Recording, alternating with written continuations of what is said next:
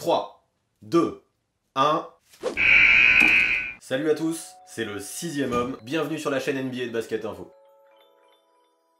Aujourd'hui, je vous refais une émission coast to coast, le même genre que celle sur Kawhi Leonard la semaine dernière. Si vous voulez mieux comprendre le principe de ce format, il suffit d'aller la voir. En tout cas, on va parler de Boris Diaw, le président. Alors qu'il vient de prendre sa retraite, ma question est claire. Peut-il rejoindre des légendes comme Michael Jordan, Magic Johnson, Larry Bird et bien d'autres encore au Hall of Fame, ou est-ce qu'il ne le mérite pas? Pour répondre à ça, je vais d'abord revenir sur sa carrière. Ensuite, on parlera du Hall of Fame. Ça nous donnera des billes sur la question. Et après, je répondrai. Je conclurai ensuite comme d'hab avec votre petite partie. Pour vous les followers, je donnerai la réponse du quiz de la semaine dernière et j'en proposerai un autre.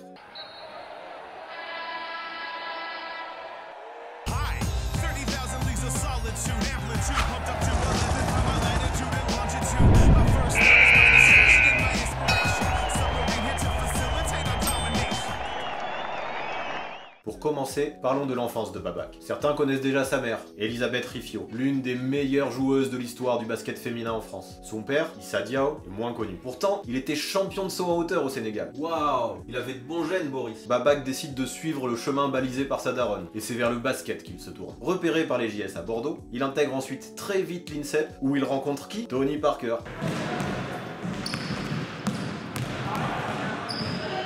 C'est le début d'une grande amitié qui se prépare. Oh, trop mignon. Puis après 2 ans au centre fédéral, Boris va jouer à Pau. C'est là qu'il commence à dévoiler ses qualités au grand jour. En 3 ans, il y rafle tout au niveau collectif. 2 titres de champion de France, 2 coupes de France et 1 semaine des As. Et aussi d'un point de vue perso, meilleur espoir en 2001, vainqueur du concours de dunk la même année et MVP de Pro A en 2003. Et parallèlement, avec ses potes Tony Parker, mais aussi Ronny Turiaf, Mike Pietrus, Yacouba Diawara, il remporte le titre de champion d'Europe junior en 2000. Dans une ambiance de fou furieux à Zadar, c'est lui qui sauve la France à la fin de la première prolongation sur un contre monumental. 2 ans plus tard, c'est une médaille de bronze qu'il remporte avec la sélection espoir. À 21 ans, ça fait déjà un joli palmarès pour Boris Diaw. Et rien de mieux pour préparer la draft. C'est donc avec le 21e choix que Boris Diaw est sélectionné par les Hawks. Là-bas, il arrive vite à se faire une place de titulaire. Mais l'arrivée de Mike Woodson au coaching et de son jeu en isolation ne sont pas faits pour Boris. Il finit par se faire totalement bencher au profit d'autres jeunes comme Josh Smith. À ça, Josh Smith, le jeu en isolation, il connaît. En tout cas, les Hawks ne gagnent pas. Et Boris Diaw n'est quasiment plus utilisé. Pas étonnant qu'il soit envoyé à Phoenix au bout de 2 ans. Et ça, c'était peut-être la meilleure chose qui pouvait lui arriver pour lancer sa carrière. Et oui, parce que là-bas, il fait la rencontre de Steve Nash et de Mike D'Antoni. Avec cette équipe, il faut défendre, se passer la balle et surtout courir. Et ça, pas de problème pour Boris. Surtout qu'il avait d'énormes qualités physiques. Un matin à l'entraînement, claquettes chaussettes, café à la main, Boris explose l'air de rien le record de détente d'Amaré Stoudemire. Tranquille, il est comme ça, Boris. Et avec la blessure d'Amaré, il est très rapidement propulsé titulaire au poste 4. Jusque-là, on le considérait plutôt comme un poste 3, voire même un meneur de jeu. Mais là, c'est dessous qu'on lui demande de jouer. Et ce qui est clair, c'est qu'il ne déçoit pas. Le gars peut défendre sur quasiment tous les postes. Grâce à ses fondamentaux, il domine dans la raquette. Et en parallèle, il étire les défenses en étant capable de shooter de loin.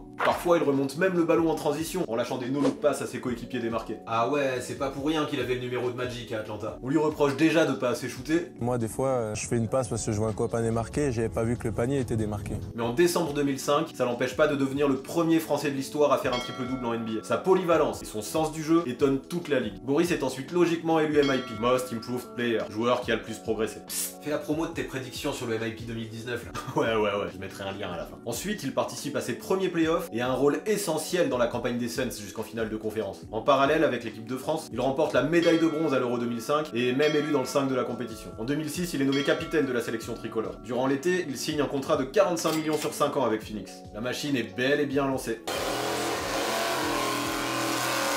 Les années suivantes sont un peu moins roses. Les Suns vont toujours en playoff, mais chaque année, ils se font sortir par les Spurs de Tipeee. Avec le retour de blessure de Stoudemire et le recrutement de Grant Hill, Diaw revient s'asseoir sur le banc. Il continue à faire ce qu'il sait faire pour le collectif en tant que 6ème homme. Hey, mais son rôle devient moins primordial. Phoenix décide donc de l'envoyer à Charlotte, chez les Bobcats. Et c'est pas la meilleure équipe du monde à cette époque-là. Là-bas, Larry Brown veut faire de Diaw sa masterpiece. Il va en faire le point central de son attaque dans un rôle très novateur de point forward. Le français devient alors officiellement un poste 4 et prend du poids pour s'adapter. Ou alors il a pris du poids et c'est pour ça qu'on l'a mis au poste 4. En tout cas, ça l'empêche pas d'être bon. Il permet aux Bobcats, au bout de seulement 2 saisons, de participer au premier playoff de leur histoire. Mais comme toutes les bonnes choses ont une fin, l'année suivante, sous la pression du boss Michael Jordan, Larry Brown décide de démissionner. Et c'est Paul Silas qui arrive pour le remplacer. mauvaises idées. Le nouveau coach demande à Boris d'être un joueur qu'il n'est pas du tout. Boris, on s'en fout de tes passes, je veux des points, des points. En réponse, Boris lors d'un match passe 24 minutes sur le parquet sans prendre un seul tir. C'est la rupture, pas de playoff. Le début de saison suivant des Bobcats est catastrophique. Paul Silas décide même d'interrompre une série de 384 matchs de suite joués par Boris Dio en le laissant au bout du banc. Et c'est pas une petite pige en Pro B au JS à Bordeaux qui permettra d'arranger les choses pendant le lockout. Mais ouf, alors qu'il ne reste qu'une vingtaine de matchs à jouer dans la saison, Boris Diaw est coupé à sa demande. Pendant cette période un peu morose, heureusement qu'il y avait l'équipe de France. En 2011, il obtient la médaille d'argent à l'Euro. Et malgré la défaite en finale face à l'Espagne, les Bleus se qualifient pour les Jeux Olympiques. Une première pour cette génération. Mais si on retourne en NBA, je vous rappelle que Boris Diaw est libre. Et qui c'est qui est toujours là quand il y a un bon coup à jouer? Les Spurs bien sûr. Et Popovic kiffe clairement d'avoir sous sa houlette un joueur dévoué au collectif, un joueur au QI basket plus haut que la moyenne, un joueur qui défend. Boris, tu sais, je m'en tape que tu marques pas de points. On se fait un petit resto? Boris s'éclate à San Antonio. Et il y est bien. Pendant cette période, je parle pas trop des JO de l'équipe de France qui perd en quart de finale, encore face à l'Espagne. Et dans le Texas, il va jusqu'à installer sa cafetière dans le vestiaire. Et il profite des déplacements pour faire découvrir des vins de Bordeaux à Greg Popovich. This is a Chateau Margaux from 1982, coach. C'est peut-être bien la bonne méthode, mais les Spurs restent vigilants. Ils proposent des primes à Babak s'il reste en dessous des 115 kg jusqu'au playoff. Et ça fonctionne. En 2013, les Spurs atteignent la finale NBA face au Heat. Boris a la lourde tâche de défendre sur LeBron et il s'en sort très bien. Mais fin de match 6, les Spurs pensent fêter leur titre. La NBA sort déjà le podium, les confettis, la suite, vous la connaissez. Ray Allen.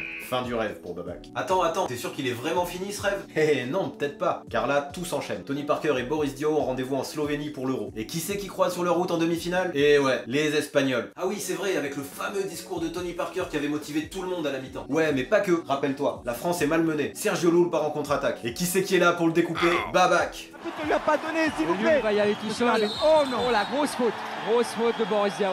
Il a réveillé tout le monde. Dans son sillage, les Français prennent des coups, donnent des coups et finissent par éliminer leur ennemi juré après prolongation. Ah, il en aura fallu du temps pour les éliminer, ces Espagnols. Derrière, ils sont sur un nuage en finale face à la Lituanie. Et bim, première médaille d'or de la génération Diaw-Parker chez les Bleus. Et vu que c'était l'heure de la revanche, les Spurs retrouvent le Heat en finale l'année suivante. Là, après un match 4 où Boris Diaw est partout, les Spurs s'imposent en 5 matchs. C'est l'apothéose. Babak est champion NBA. On peut les sortir là, les confettis? Wouhou! Un titre européen, une bague NBA, y a pire comme année. Il réitère même juste après le titre en sélection. Sans Tony Parker, qui a besoin de repos, la France élimine l'Espagne de sa propre Coupe du Monde et s'empare de la médaille de bronze. Tout va bien pour Boris. En 2015, lors de l'Euro, l'Espagne reprend le dessus et élimine la France en demi. Mais peu importe, nouvelle médaille de bronze et qualification pour les Jeux Olympiques de Rio. Et ça, je vais pas en parler longtemps non plus. Quart de finale. Non, encore les Espagnols? Et oui, la France perd et n'a pas vu le jour. Tony Parker prend sa retraite internationale ensuite et c'est vraiment un tournant qui arrive pour l'équipe de France. Mais c'est aussi un tournant pour Boris Diaw parce que cet été-là, les Spurs décident de le transférer au Jazz. C'est donc à Utah que Boris Diaw va finir sa grosse carrière NBA. Dans un rôle de rotation en sortie de banc, mais aussi dans un rôle de grand frère auprès de Rudy Gobert. Il signe ensuite pour une saison en France, à Levallois. Il en profite pour égaler les 247 sélections nationales de sa mère et, le cœur léger, raccrocher définitivement les baskets. C'est officiel, c'est officiel. Putain, félicitations mec. Pendant 12 ans, il aura été le capitaine de la génération la plus exceptionnelle du basket français. En 16 ans, il n'a jamais manqué un rendez-vous malgré les impératifs NBA. En 2007, il a même participé à financer l'assurance de 500 000 $ que les Suns demandaient. Et dans le futur, en 2019, il intégrera le staff de l'équipe de France. Définitivement, il mérite son surnom de président. C'est chaud.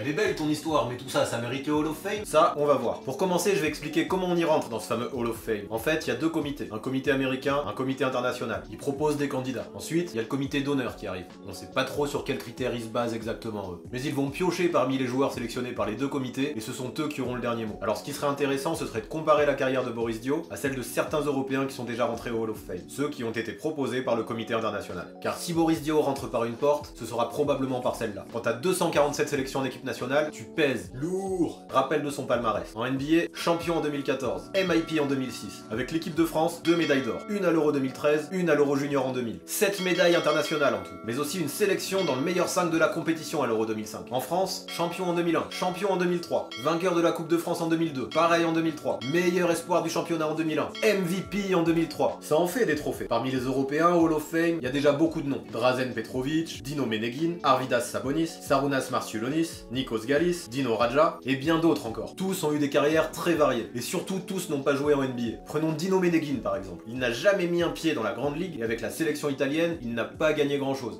Ouais, mais en club, il a quand même gagné 7 Euroleague et 12 titres nationaux. Ouais, c'est énorme. Mais Boris Dio, il a eu une carrière NBA avec un vrai rôle là-bas. Il a fait plusieurs fois les playoffs. Il a remporté un titre. Il a obtenu des distinctions personnelles. Si je devais choisir entre, ça n'arrivera jamais.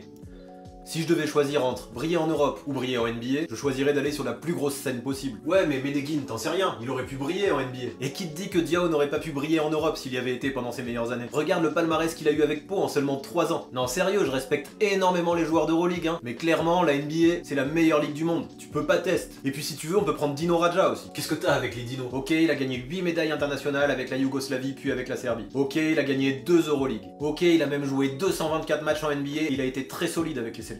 Mais retiens aussi qu'il n'a joué au total que 4 matchs de playoff à une époque où Boston n'était pas du tout au top. Et il en a combien des matchs de playoff, Boris? 119. Et dans chacun d'eux, il a eu un rôle important. Voilà, après je dis pas que ce qu'a fait Boris Dio est vraiment supérieur à ce qu'ont fait Dino Radja ou Dino Meneghin, mais c'est clairement pas inférieur. Bah il va rentrer au Hall of Fame alors. Ah, c'est plus compliqué que ça. La science du Hall of Fame est bien souvent inexacte. J'avoue que je comprends pas pourquoi Toni Kukoc et Vlade Divac n'y sont pas encore par exemple. Sérieux? Ouais, et c'est un scandale, mais je suis sûr qu'ils vont y rentrer tôt ou tard. Kukoc est même carrément prioritaire par rapport à Boris Dio. Et puis Boris de toute façon ne sera pas éligible avant 2021. Dans les prochaines années, il y aura d'autres légendes internationales comme Manu Ginobili, Dirk Nowitzki, Tony Parker ou même Juan Cannavaro. Ils seront sûrement prioritaires eux aussi, et ce sera pas forcément simple pour Boris de se faire sa place. Mais je suis sûr que même s'il faudra être patient, il pourra un jour avoir sa chance. La question de toute façon était de savoir s'il méritait de rentrer au Panthéon. Et si l'on compare sa carrière à celle de Dino Meneghin ou de Dino Radja, ma réponse est claire. Oui, son intronisation ne sera peut-être pas pour tout de suite, mais Boris Dio mérite de rentrer au Hall of Fame. Et y a pas de chauvinisme qui tienne là. Voilà pour ce qui est de Boris Dio, voilà pour ce qui est du Hall of Fame, voilà pour ce qui est de ce deuxième Coast to Coast. Mais comme d'hab, je vous laisse pas tout de suite parce que c'est l'heure de votre rubrique. Et je vais commencer par vous donner la réponse au quiz de la semaine dernière. Il fallait trouver quels étaient les 2 seuls joueurs à avoir été champion olympique, champion NBA et champion de l'Euroleague. Et vous avez été beaucoup plus que je ne le pensais à trouver la réponse à cette question. Bravo! Le premier, bien évidemment, c'était Manu Ginobili. Mais le deuxième était beaucoup plus difficile à trouver. Il s'agissait de Bill Bradley. Il a une histoire incroyable, lui. Il s'est même présenté au présidentiel en 2000. Je vous raconterai peut-être son histoire dans un futur épisode. Comme promis, en tout cas, j'affiche la liste des gagnants. Félicitations à vous.